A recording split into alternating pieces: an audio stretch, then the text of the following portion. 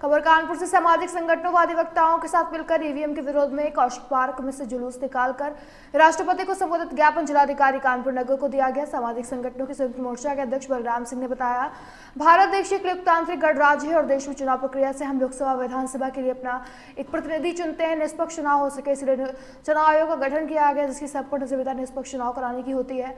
परंतु वर्तमान समय में होने वाले चुनाव में ईवीएम मशीन से चुनाव कराया जाता है, जिसकी कई तरह की शिकायत व शंका पर कई पार्टियों से पहले भी आपत्ति दर्ज कराई गई।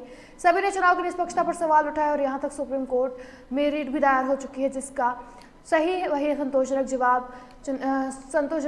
जवाब चुनाव आयोग से नहीं दिया गया। इसलिए सभी सामाजिक संगठनों की संयुक्त सभा ने एक साथ मिलकर ईवीएम के खिलाफ आंदोलन की चेतावनी देते हुए जिलाधिकारी को ज्ञापन सौंपा।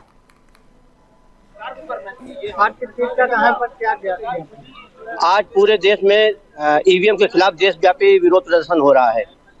बड़ी मात्रा में दिल्ली में हो रहा है और उसके बाद देश के सभी जिलों में जिलाधिकारी के माध्यम से देश की राष्ट्रपति महोदया जी को ज्ञापन दिया जा रहा है।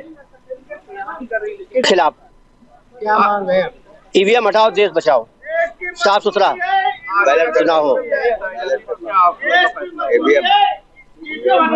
अगर की यह मांग देश के हित में है, देश की जनता इसके लिए परेशान है और अगर सरकार इस पे फैसला नहीं लेती है और जनहित के फैसले नहीं करती है तो देश की जनता सड़कों पर उतरेगी और सरकार से दो हाथ करने को तैयार है।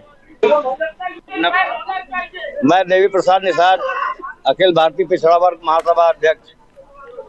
हम लोग आज यहाँ प्रदर्शन करने आए हैं, ज्ञापन देने आए हैं, इसलिए आए हैं कि इस देश के अंदर लोकतंत्र बिल्कुल खत्म होता जा रहा है।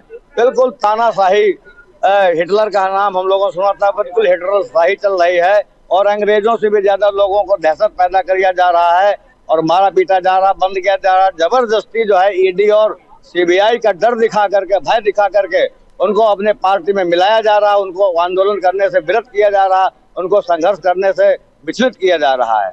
लेकिन ये हम लोग जो है ईवीएम का विरोध, जिसके द्वारा कि ये सरकार भ्रष्टाचार कर रही है, दुनिया के तमाम बड़े बड़े देशों में ईवीएम का विरोध हुआ और वहां पे बैलेट पेपर से चुनाव हो रहा है, ईवीएम हटा दी गई, तो हमारे देश में क्यों नहीं हो रही?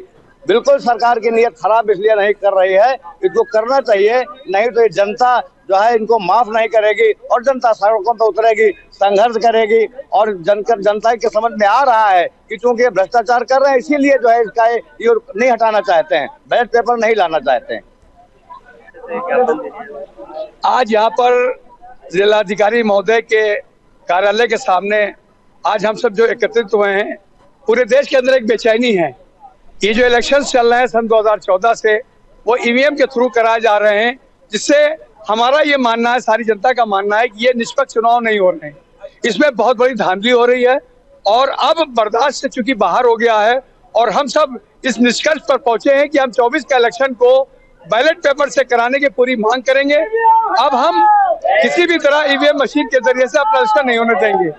वो ईवीएम मशीन जिसका आविष्कार दूसरे मुल्कों ने किया, आज वो उस मशीन का इस्तेमाल नहीं कर रहे हैं, लेकिन आज हमारे भारत देश में बराबर इस मशीन से इसका इस्तेमाल कर हमारे वोटों के साथ जो है वो धांधली की जा रही है।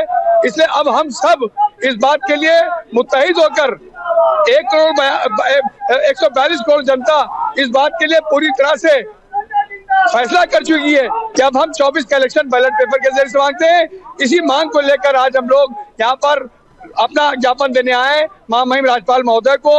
हमने अपना ज्ञापन पेश किया है। हमारे अधिवक्तागण और सारे सामाजिक संस्थान यहाँ पर आज इकट्ठा हुए हैं और हम सबकी एक ही मांग है कि अब हमारा अगला 24 का इलेक्शन बैलेट पेपर के जरिए से कराया जाए।